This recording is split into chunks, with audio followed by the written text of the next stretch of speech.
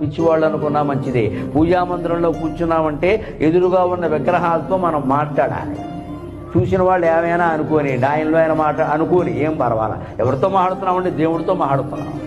ఏదో కుటుంబ బంధాలతోనూ మిత్రులతోనూ ఫోన్లో మాట్లాడడానికి గంటలు కాల్స్ పెట్టుకుని వాడు పలక్కపోయినా సరే, అందుబాటులో లేరు అని వచ్చినా సరే మళ్ళీ చేసి పనికిమాలిన మాటలన్నీ మాట్లాడతామే. పూజామందిరంలో కూర్చొని దేవుడితో మాట్లాడలేమంటే విసుగు వచ్చింది, దేవుడి ముందు చూపించండి. కోపం వచ్చింది, దేవుడి ముందు చూపించండి. భయం వేసింది, దేవుడి ముందు చూపించండి అమ్మా.